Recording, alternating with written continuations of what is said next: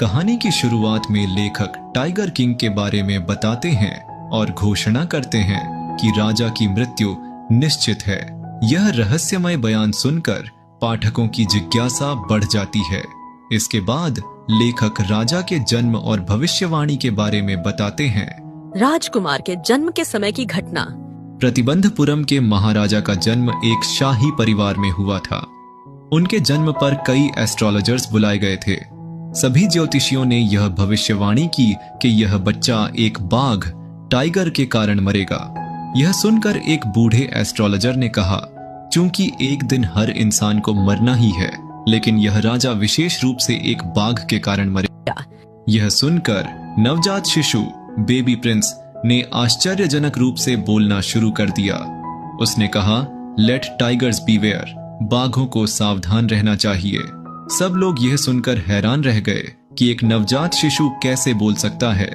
यह कहानी की हास्यपूर्ण ह्यूमरस शुरुआत थी। जब राजकुमार 20 साल का हुआ तो उसे राजा बना दिया गया। राजा को भविष्यवाणी याद थी, इसलिए वह बाघों से नफरत करने लगा।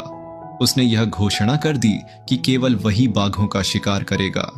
राजा ने एक सख्त आदेश जारी किया कि अगर किसी अन्य व्यक्ति ने बाघ मारा तो उसकी सारी संपत्ति जब्त कर ली जाएगी। राजा ने पूरे जंगल में बाघों का शिकार करना शुरू कर दिया।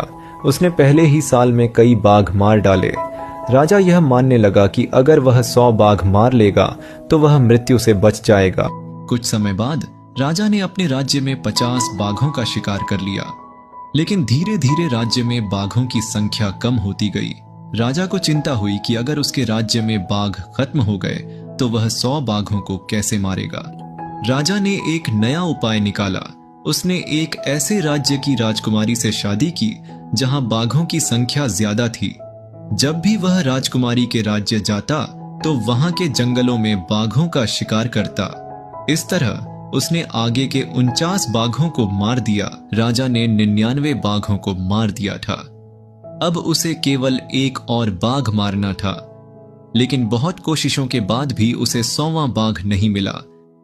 राजा बेहद क्रोधित हो गया और अपने मंत्रियों को आदेश दिया कि अगर 100वां बाघ नहीं मिला तो वे अपनी नौकरी से हाथ धो बैठेंगे। मंत्रियों ने एक पुराने कमजोर बाघ को जंगल से पकड़कर राजा के सामने छोड़ दिया। राजा ने बंदूक से गोली चलाई, लेकिन वह बाघ को नहीं लगी।